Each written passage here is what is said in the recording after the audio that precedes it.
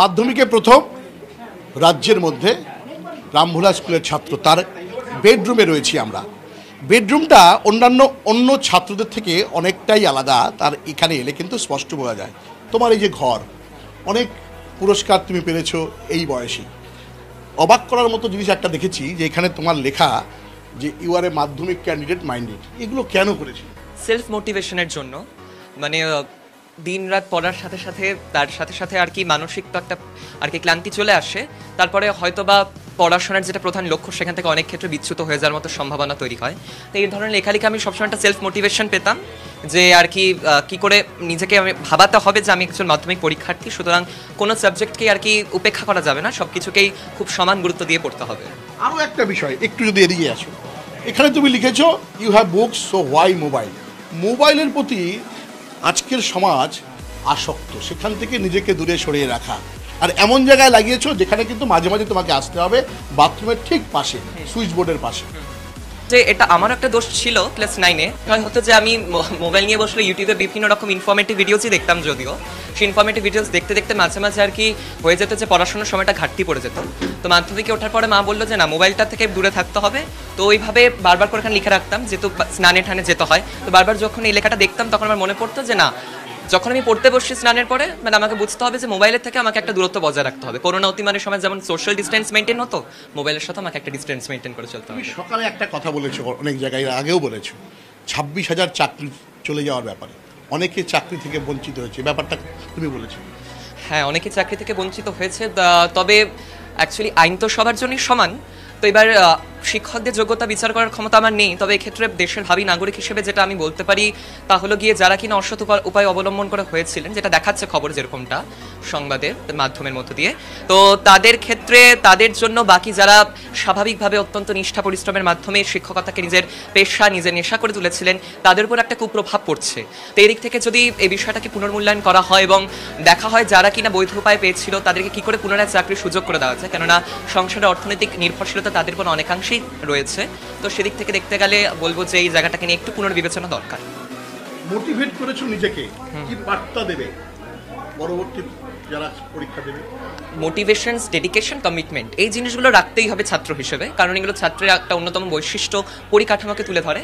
আর সব থেকে বড় বিষয় যে গুরুজনদের কথা মান্যতা দিয়ে চলা, হ্যাঁ, আর বই পড়া, তার সাথে সাথে এমনই না যে সারাক্ষণ আমি বইয়ের ভিতরেই গুজে থাকবো, তার পাশাপাশি প্রকৃতিকে একটু উপভোগ করা বা অন্যান্য বিষয়ে চর্চা করা, এগুলোর মধ্যে দিয়ে আমি বলতে পারি একটা নান্দনিক অনুভূতি তৈরি হতে পারে, যেটা পড়ার পক্ষে অত্যন্ত উপযুক্ত। অবশ্যই আনন্দিত হচ্ছি, তবে একেবারে চরম উৎফুল্ল না, কারণ এরপরে অনেক পরীক্ষা দেওয়া বাকি।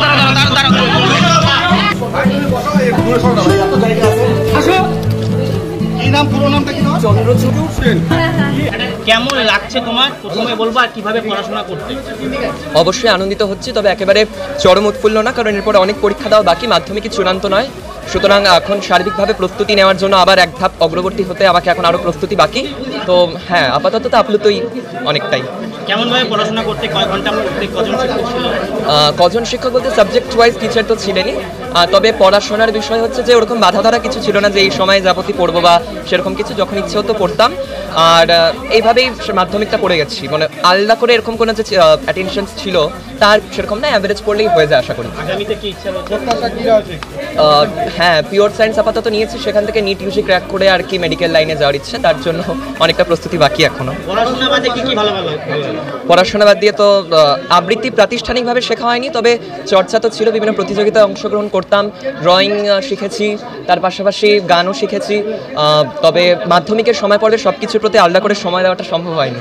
ক্রিকেট, ফুটবল কোনটা ভালো লাগে দেখতে? অ্যাকচুয়ালি স্পোর্টসের প্রতি আমি অতটা ইন্টারেস্টেড না, বাবা ক্রিকেটটা দেখে না তখনই আর দেখি সেরকম বিষয় আর কি। কোনো ফেভারিট প্লেয়ার, কোনো পছন্দের? হ্যাঁ, বিরাট কোহলি অবভিয়াসলি। আচ্ছা, এবার যারা মাধ্যমিক দেবে তাদের কি বার্তা দেবে? হ্যাঁ, অবশ্যই কনসেপ্ট বেস স্টাডি করতে হবে এবং তার সাথে সাথে যা আমাদের টেক্সট বই আছে সেই টেক্সট বইটাকে খুঁটিয়ে খুঁটিয়ে পড়তে হবে, সহায়িকারও অবশ্যই সাহায্য নিতে হবে যেখানে প্রয়োজন। আর সবচেয়ে বড় কথা, একটা নিয়মতান্ত্রিক আর সময়ানুবর্তিতাকে বজায় রাখলে আর যদি ডেডিকেশনস আর কমিটমেন্ট থাকে তাহলে হয়ে যাবে মাধ্যমিক। হ্যাঁ, অবশ্যই সত্যজিৎ রায়, আজকে ওনার জন্মদিবস বটে, 2রা মে। নিট দিয়ে আর কি মেডিকেল লাইনে যাওয়ার ইচ্ছে। বলছি রাজ্য জুড়ে একটা মাধ্যমিকের সময় পড়বে, মানে তার আগে প্রস্তুতির সময়। অ্যাকচুয়ালি গল্পের বইয়ের নেশাটা আমার একটু মানে মা বাবা বলতো যে আমি একবার গল্পের বই ধরলে সেটাকে ছাড়তে চাইতাম না। তো মাধ্যমিকের সময় পড়তে গল্পের বইগুলো মা আলমারিতে বন্ধ করে রাখছিল যদিও বা, তবে গল্পের বই পড়তে আমার অবভিয়াসলি খুব ভালো লাগে, বিশেষত বিভিন্ন ডিটেকটিভ ধরনের গল্পগুলো, সত্যজিৎ রায় যার মধ্যে অন্যতম ফেলুদা সমগ্র যেগুলো আছে সেই ধরনের ডিটেকটিভ গল্প, কিংবা আমাদের শার্লক হোমসও খুব পছন্দ। বলছি রাজ্য জুড়ে একটা শিক্ষা ক্ষেত্রে একটা শিক্ষকদের চাকরি চলে গেছে, একটা সে বিষয়টাকে কিভাবে দেখতে? দেখুন, এসএসসি প্যানেলের যে সাম্প্রতিক খবরটা একটা চাঞ্চল্যের সৃষ্টি করছে, সেটা তো অবশ্যই একটা বিষয়। যারা আর কি অবৈধ উপায় অবলম্বন করে, যদিও আমি একজন ছাত্র হিসেবে সমস্ত কিছু বিচার করার ক্ষমতা রাখি না, তবুও বর্তমানে যেহেতু আমি দেশের ভাবী নাগরিকদের মধ্যে একজন, তো সেই হিসেবে আমার যেটা কর্তব্য বা আমি যেটা এখানে বলতে পারি সেটা হলো গিয়ে যারা বৈধ উপায় পেয়েছিলেন, যারা নিরলস প্রচেষ্টার মধ্যে দিয়ে নিজের ওই স্থানটাকে নিয়েছিলেন, তাদেরও এক্ষেত্রে দুর্ভাগ্যবশত চাকরিটা হাতছাড়া হয়েছে।